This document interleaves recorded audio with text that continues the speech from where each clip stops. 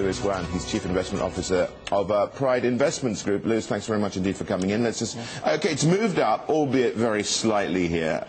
In fact, we're up even more, up 0.6%. Okay. But is this a surprise to you that we're seeing some strength in the share price? I would say it is. We are surprising to see that the price is up today, because previously we are thinking of the day one performance should not be good because of the tax is one issue and the valuation. This is the double taxation. The double taxation. Yeah. Yes, because it creates a lot of uncertainties to the market, especially the Asian investors, as they are not get used to that kind of capital gain tax. Now, the thing is, I mean, they priced it towards the bottom range of the indicative range, but even then, is that looked a bit rich to you?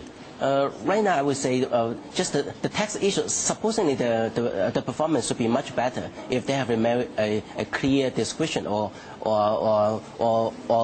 clear handling way about the tax. But right now, it seems that the tax has not yet been resolved. Okay, what is actually what is the nub of the tax issue then, Lewis? We are talking about it is about 12.5% capital gain tax.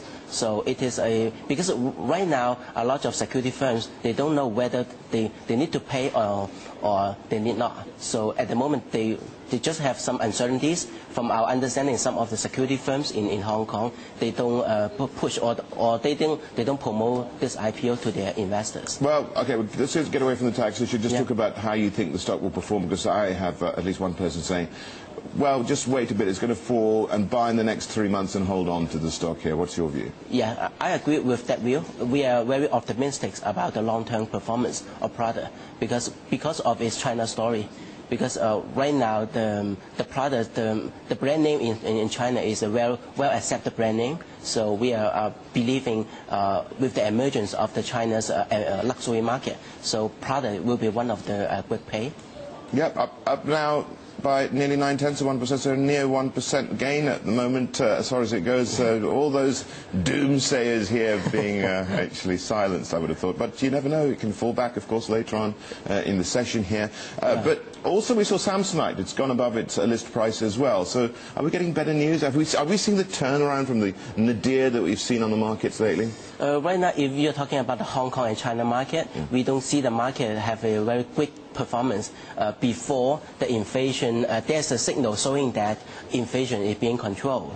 Right now, inflation is the key risk factor in China's economy. And the government will not lose their tightening policy before they can see the inflation can be controlled. So after the inflation can be controlled, I guess the government policy will start relaxing, will start losing, and then at that time the market should have a good performance. What do you take from Wen Jiabao's editorial in today's Financial Times, saying that inflation is they're winning the battle against inflation? What did you make of that?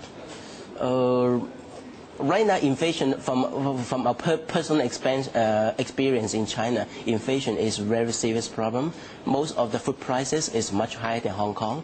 Previously, I don't know why the people living in Shenzhen go to Hong Kong to buy the daily goods. But right now, I fully understand, because the price itself is totally unaffordable. Is it reflected in the data truly, do you think?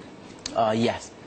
Because right now, the key issue is inflation is very serious. So the government will do whatever means to cool down the economy, to make the inflation being controlled. At that time, it could be the good news for the stock market. Lewis, thank you very much indeed. Lewis Guan there from Pride Investments.